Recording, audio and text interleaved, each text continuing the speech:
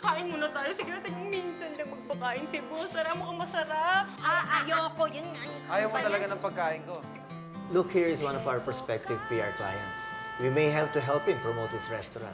Ibig niyong sabihin, palagi kong makakasama tong si Binibining Diet. Yes, of course. 5-star quality. Nasa harap mo.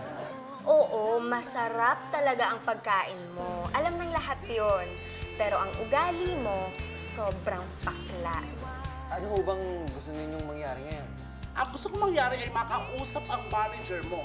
Dahil? Dahil gutom na ako. Hindi nga halata. Ano yan? Para sa'yo. Sweet mo naman pala. Join me here. Eat all you can. O, diba? Mas okay kapag may sweetness. Kakain ka. Hindi ka makakataka sa akin ngayon. Masarap. In fairness sa'yo, ha? Sobrang galing mo pala talaga magluto. Alam mo, pwede ka na mag-asawa. Gabi na pala. Umuwi ka na. O, teka lang, hindi pa ako tapos dyan. Tayo Hindi na. Gabi na. Let's go. Dear Sophia, I miss the smell of your hair. So sa kanya nga rin pati yung unang love letter na nakita ko dito. Teka lang, bakit sobrang sweet nito? Ibang-iba sa look na pinapakita niya. Tsaka sino naman tong Sophia to?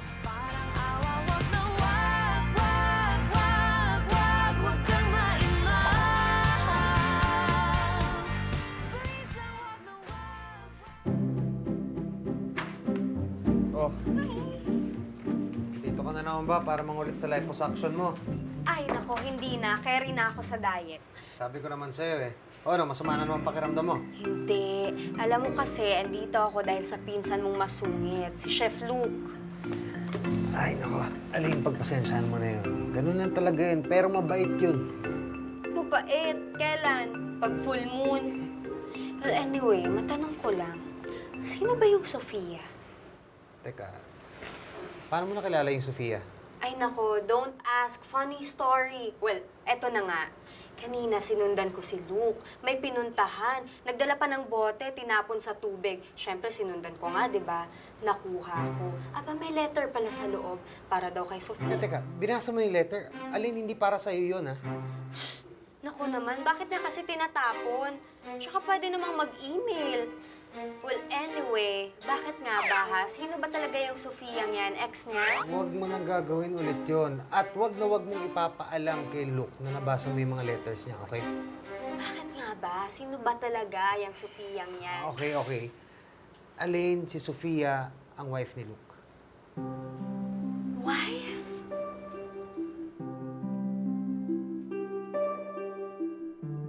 Hindi laging suplado si Luke. Masayahin siya dati. Laging life of the party. Lalo na kapag kasama niya si Sofia.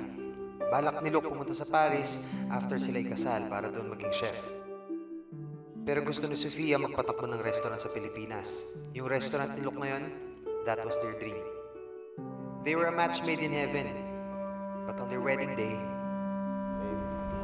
Wala na akong ibang babaeng mamahalin pa. Kundi ikaw.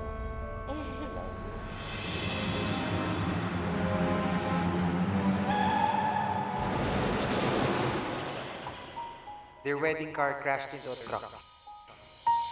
Luke survived with minor injuries. Pero si Sofia, she didn't make it. Nung namatay si Sofia, parang may namatay din sa loob ni Luke. Sinisisi niya ang sarili niya. Sana siya na lang daw ang kinuha. He hasn't been the same ever since. Since then, Luke threw himself into his work. Na-obsess si Luke sa perfection. Nothing is good enough for him. Kasi without the restaurant, pakiramdam niya habang buhay na rin mawawala sa kanya si Sofia.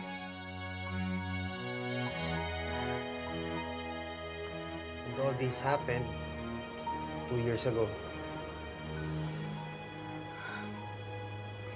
Kaya naman pala. Alam mo, he has all the right reasons para magalit sa mundo. Mukhang in love ka na talaga sa pinsan ko, ah. Ano ka ba? Siyempre nakakaawa, no? You know what?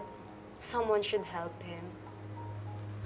Alam mo, Aling, lagi kong niyayaya lumabas yun si Luke. Para naman hindi lagi sa trabaho nakatutok yung isip niya. Pero yung mga taong ayaw magpatulong, mahirap tulungan yan. Well, hindi ko siya susukuan. Tutulungan ko si Luke.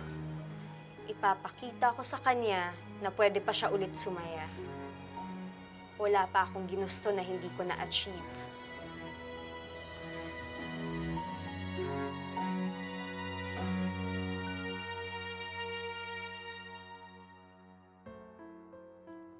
Gaano kasakit kaya ang magmahal? Tapos biglang mawawala ang taong mahal na mahal mo at alam mong hindi na siya babalik. Siguro sobrang sakit. Siguro parang namamanhid ang puso mo.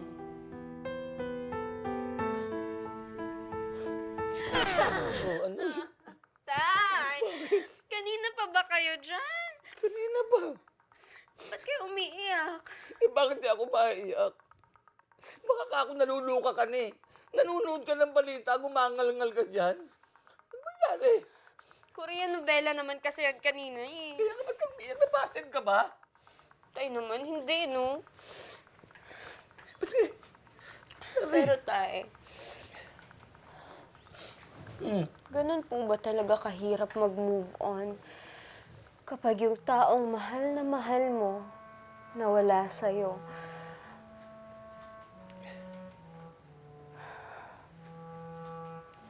Kayo, tay, paano kayo naka-move on nang iniwan tayo ni nanay? Siyempre, nasaktan ako. Masakit yun eh. Dahil mahal na mahal ko nanay mo, siyempre asawa ko yun. Pero nung pinili niyang sumama sa iba, hindi ko siya pinigilan, pinabayaan ko na lang. Pero naka-move on kayo. Ano po bang ginawa niyo para makaget over dun sa nangyari?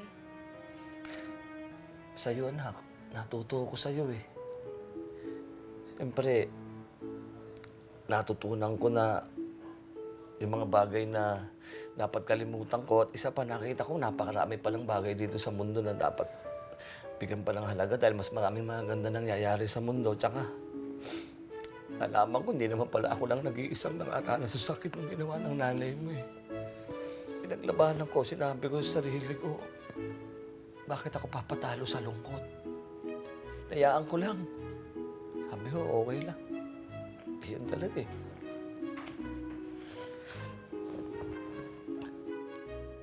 Hawa tuloy ako sa'yo. Naiyak eh. Nasaan mo na nga yan? Girl! Sigurado ko pa sa ginagawa natin, ha? Oo! Bilis! Teka! Dahan naman! Ano ba, girl? Hindi ako punching bag, ha?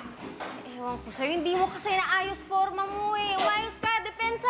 Paano nga kasi? Teka lang! Oh, forma. Paano nga? Anong forma? Upper hook straight. Upper hook straight? Ano pa sasabihin mo upper hook straight? Tama na. Ito, sobra ka na eh. Dati jogging, ngayon boxing. Ewan ko sa'yo, ang hina mo kasi. Boxing nga, di ba? Kasi nagpapapaya tayo. Papaya tayo dito. Okay na ako sa katawan ko. Masaya na ako. Hindi na ako magpapapayat. I give up. Okay? Alam mo, para mas masaya, change topic na lang tayo. Kumusta na yung crush mo na chef? Ha? Si Luke? He's okay. He's okay. Wow! Kinikilig, be? Ewan ko sa'yo. Alam mo, may nalaman kasi ako. Namatay pala yung wife niya. Yes. Kaya siya masungit. Kaya siya laging malungkot. Nasaktan siya eh. Pero friend, namatay rin naman ako ng aso dati. Eh, bakit ganun? Hindi naman ako nagsisigaw sa ibang tao, no? Wow. Aso yun eh. Wife nga, di ba? Aso, wife. Magkalapit ba yun? Alam mo, kaya siya masungit. Kasi defense mechanism na yun. Kasi ayaw niya nang masaktan pa siya. Ayaw niya na masaktan. Defense mechanism. So ano, gi-give up ka na, ganon? Of course not. Lalo lang lumalakas loob ko eh. I'll make him fall in love with me. Ipapakita ko sa kanya na marami pang magagandang bagay na mangyayari sa buhay niya. Oh, how? Ganon? Haba ng hair mo doon, te. Sige, ikaw na. Ikaw na, ha? Ayoko na, ha? Tama na to. Ice cream na lang tayo. Ice cream.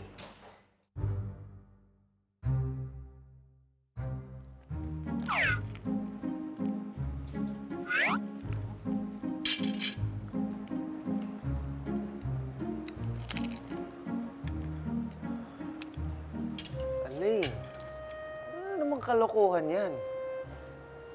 What? Gutom ako eh. Napakarami yan, di mo mauubos yan. Akala ko ba nagda-diet ka? Yes, pero you know what? Nag-workout na ako ngayon. And it is my cheat day, kaya kakain ako kahit anong gusto ko. Kahit lahat to. Cheat day, ah. Di mo pa rin mauubos yan. Join me.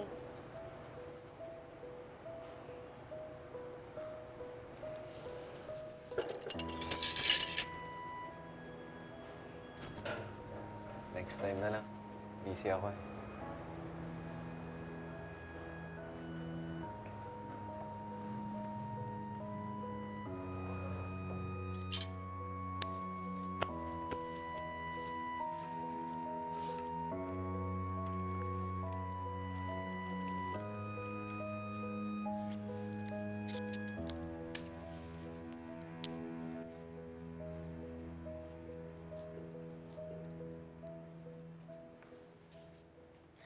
Excuse me. Hi. Pakibigay naman ito kay Chef Lee. Thank you. Sir, pinabibigay ni Miss Aline.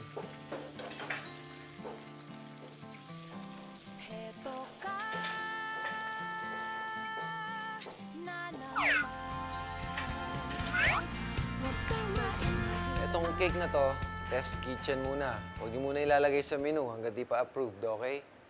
Yung recipe ba na document niyo na? Okay. Sumama muna kayo sa kitchen. May papakita ako. Test kitchen?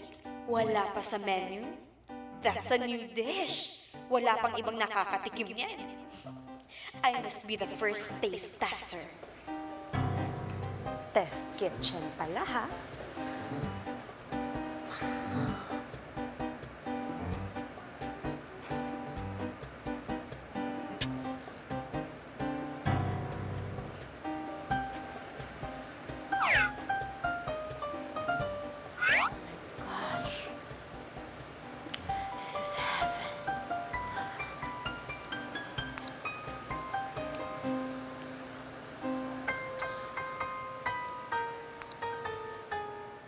Uy, Miss!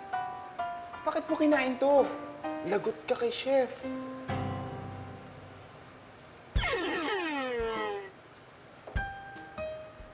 Uy, teka mo. Miss. Uy, Miss, okay ka lang? Miss. Sir? Sir? Sir? Ano na yun? Bakit?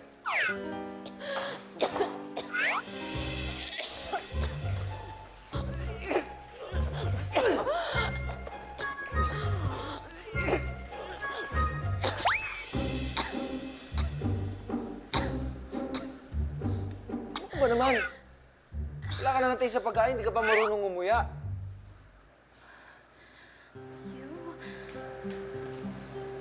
You saved my life.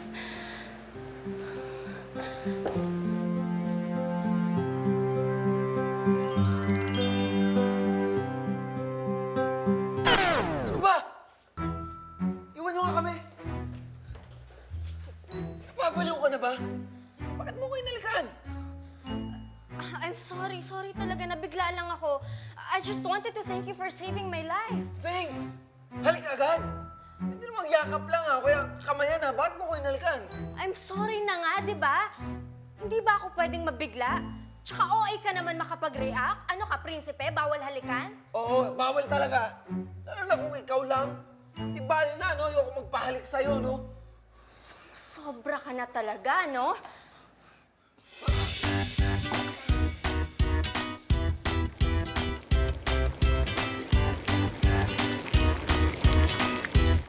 Alin? Ano naman itong narinig ko na pumapasok ka sa kusina ni Chef Luke na walang paalam? Sir, I was just making sure na talagang nakikitungo na siya ng maayos sa mga cook niya. O ano naman yung kinain mo para yung pagkain na niluluto niya? Sir, sinisigurado ko lang po na maayos at mataas ang quality ng sinaserve nilang pagkain. That's also for PR, sir. Eh, nung hinalikan mo siya, ano yun? For PR rin ba yun? Alain, alam kong gusto mo talagang tulungan si Luke. Pero hindi yun nakakasiguro ngayon na perfect fit kayo para sa project na to eh. Kaya, I'm really sorry. In the meantime, maghahanap na muna ako ng ibang hahawak na account ni Luke.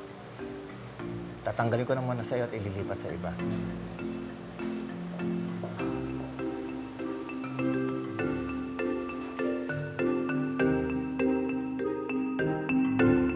Alain, Ano ginagawa mo dito? gusto ko lang mag-sorry sa'yo. Hindi ko naman alam na aalisan ka ng account ng boss mo eh. Hindi ko alam na mawawalan ka ng project. Pero di ba ginusto mo naman na mawala ako sa buhay mo? There! Congrats! Nakuha mo gusto mo. Ikaw ba't ikaw pa ang galit? Eh, ikaw na nga tong pilit ng bagay na hindi ko gusto. Ayoko naman maging masaya eh. Hindi naman ako ganong klase ng lalaki. Luke, sinong niloko mo? Alam nating lahat na kaya ka nagkakaganyan ay dahil kay Sofia. Oo, sige, masakit yung nangyari sa kanya. Pero hindi lang ikaw ang nakaranas ng trahedya sa buhay. Huwag mong angkinin lahat ng lungkot sa mundo. Teka, paano mo nalaman yung tungkol kay Sofia? May dahilan kung bakit ka nakaligtas sa crash. You need to live your life. Huwag mong gamitin ang alaala ni Sofia para maging miserable. But then again, sino ba naman ako para pakinggan mo? Isa lang naman akong babaeng walang alam, walang taste sa pagkain, at basta-basta na lang nang hahalik sa'yo.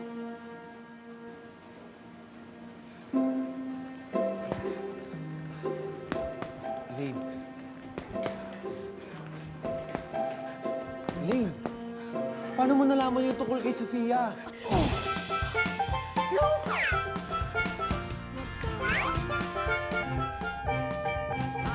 Driver, may ibibilis naman siguro to, di ba? Please! Ay, Diyos ko. Haggard. Diyos ko, huwag naman po sanang kunin si Luke. Lord, sayang naman po siya. Kukunti na lang ang ganyan kagwapo sa mundo. Mababawasan pa. At isa pa, Lord, nakakalungkot naman kung mawawala na siya na hindi niya pa na-experience ang maging masaya ulit. Lord, please. He has a good heart. He deserves to be happy.